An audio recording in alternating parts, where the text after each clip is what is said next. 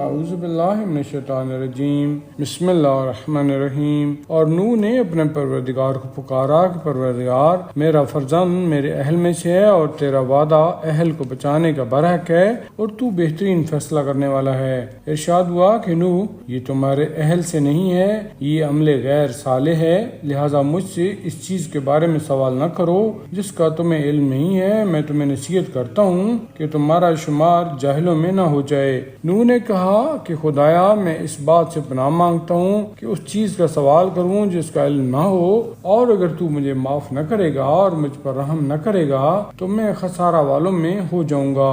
ارشاد ہوا کہ نوح، ہماری طرف سے سلامتی اور برکتوں کے ساتھ کشتی سے اترو۔ یہ سلامتی اور برکت تمہارے ساتھ کی قوم پر ہے، اور کچھ قومیں ہیں جنہیں ہم پہلے راحت دیں گے، اس کے بعد ہماری طرف سے دردناک عذاب ملے گا۔ پیغمبر یہ غیب کی خبریں ہیں جن کی ہم آپ کی طرف وحی کر رہے ہیں، جن کا علم نہ آپ کو تھا اور نہ آپ کی قوم کو، لہٰذا آپ صبر کریں کہ انجام صاحبان تقوی کے ہاتھ میں ہے۔ اور ہم نے قوم عاد کی طرف ان کے بھائی ہود کو بھیجا تو انہوں نے کہا، قوم والو، اللہ کی عبادت کرو، اس کے علاوہ تمہارا کوئی معبود نہیں ہے، تم صرف افطرا کرنے والے ہو۔ قوم والو، میں تم سے کسی اجرت کا سوال نہیں کرتا، میرا اجر تو اس پروردگار کے ذمہ ہے جس نے مجھے پیدا کیا ہے۔ کیا تم عقل استعمال نہیں کرتے ہو؟ اے قوم، خدا سے استغفار کرو، اس کے بعد اس کی طرف ہمتاً متوجہ ہو جاؤ۔ وہ آسمان سے موسلا دھار پانی برسائے گا اور تمہاری موجودہ قوت میں اضافہ کر دے گا، اور خبردار مجرموں کی طرح منہ نہ پھیر لینا۔ ان لوگوں نے کہا، اے ہود، تم کوئی معجزہ تو لائے نہیں، اور ہم صرف تمہارے کہنے پر اپنے خداؤں کو چھوڑنے والے اور تمہاری بات پر ایمان لانے والے نہیں ہیں۔ ہم صرف یہ کہنا چاہتے ہیں کہ ہمارے خداؤں میں سے کسی نے آپ کو دیوانہ بنا دیا۔ ہود نے کہا کہ میں خدا کو گواہ بنا کر کہتا ہوں، اور تم بھی گواہ رہنا کہ میں تمہارے شرک سے بیزار ہوں، لہذا تم سب مل کر میرے ساتھ مکاری کرو اور مجھے مہلت نہ دو۔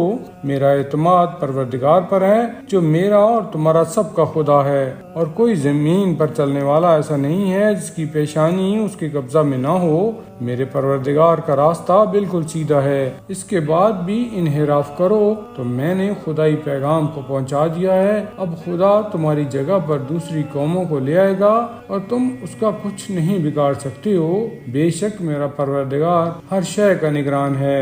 اور جب ہمارا حکم آ گیا تو ہم نے ہود اور ان کے ساتھ ایمان لانے والوں کو اپنی رحمت سے اور انہیں سخت عذاب سے نجات دے دی۔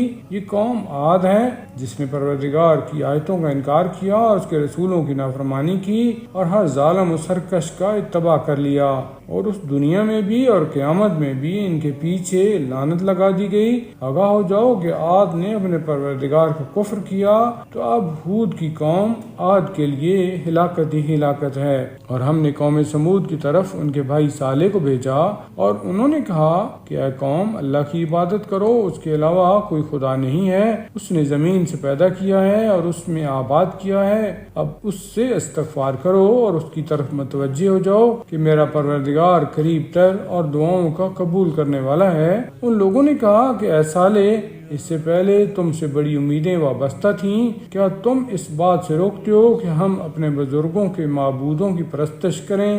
ہم یقیناً تمہاری دعوت کی طرف سے شک اور شبہ میں ہیں۔ انہوں نے کہا کہ اے قوم، تمہارا کیا خیال ہے کہ اگر میں اپنے پروردگار کی طرف سے دلیل رکھتا ہوں اور اس نے مجھے رحمت عطا کی ہے، تو اگر میں اس کی نافرمانی کروں گا تو اس کے مقابلہ میں کون میری مدد کر سکے گا؟ تم تو گھاٹے میں اضافہ کے علاوہ کچھ نہیں کر سکتے ہو۔ اے قوم، یہ ناکہ اللہ کی طرف سے ایک نشانی ہے، اسے آزاد چھوڑ دو تاکہ زمین خدا میں چین سے کھائے، اور اسے کسی طرح کی تکلیف نہ دینا کہ تمہیں جلدی ہی کوئی عذاب اپنی گرفت میں لے لے۔ اس کے بعد بھی ان لوگوں نے اس کی کونچیں کاٹ دیں، تو صالح نے کہا کہ اب اپنے گھروں میں 3 دن تک اور آرام کرو، کہ یہ وعدہ الہی ہے جو غلط نہیں ہو سکتا ہے۔ اس کے بعد جب ہمارا حکم عذاب آ پہنچا تو ہم نے صالح اور ان کے ساتھ کے صاحبان ایمان کو اپنی رحمت سے اپنے عذاب اور اس دن کی رسوائی سے بچا لیا کہ تمہارا پروردگار صاحب قوت اور سب پر غالب ہے۔